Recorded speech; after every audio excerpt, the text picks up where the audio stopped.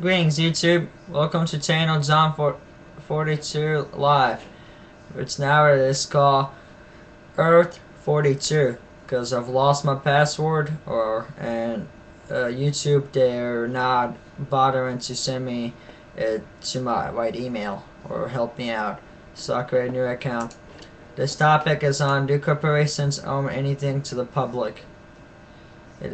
Many in society have been taught to believe that the public has no right to tell corporations what to do with their money, any more than a private citizen has the right to tell his neighbor what to do with the money he earns from his business or store. This is not a fair analogy. It's true enough that a private citizen doesn't have the right to tell his neighbor what to do with his money, but the public does have the right to tell corporations what to do with their money. Why? Because corporations couldn't exist without the government, and in the case of democracy, at least the authority of the government comes from the people, the majority. Therefore, the public has a right to demand something from corporations in exchange for giving corporations the right to exist in the first place. Without not having a right, even as a private citizen, to demand something from a business built on my property, the same logic applies to the relationship between public society and corporations. Corporations cannot hide behind the suspicious argument of rugged individualism. Many in our society have been brainwashed to believe that an absolutely free market placed with no government controls or regulations would automatically fix our nation's problems. Have we forgotten already that the Great Depression of the early 1930s was the direct result of a free market economy with no government control or regulation? Come on, Americans, wake up. In what individualism, the individual has the right to benefit from his social and economical interactions with the society, but society has no right to demand any benefit from the individual.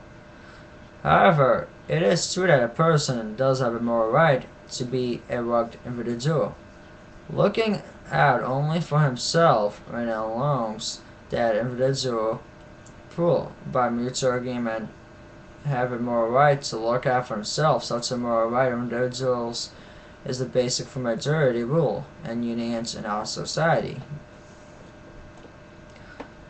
Certainly, if the individual is benefiting from a commerce, a capitalism, with many individuals of society, then the many individuals of society have a right by mutual agreement among themselves to demand certain benefits from the decent wages, clean air, water, safe working conditions, safe products. If capitalism and social conscience cannot coexist, as so many of my fellow Republicans claim, then one wonders how modern industrial nations such as Sweden, Norway, Denmark can have such a high degree of social conscience like healthcare and everything I said above, and still be completely advanced economically and have technologically be with the United States.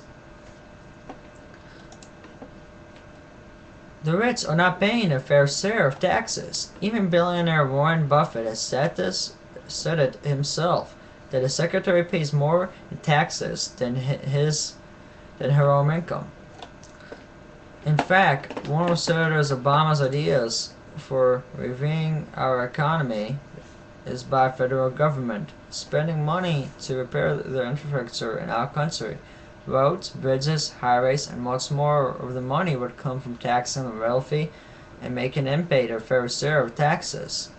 Many of my fellow Republicans better wake up to reality that they owe something to society of the United States and that they're not such a rugged individual after all.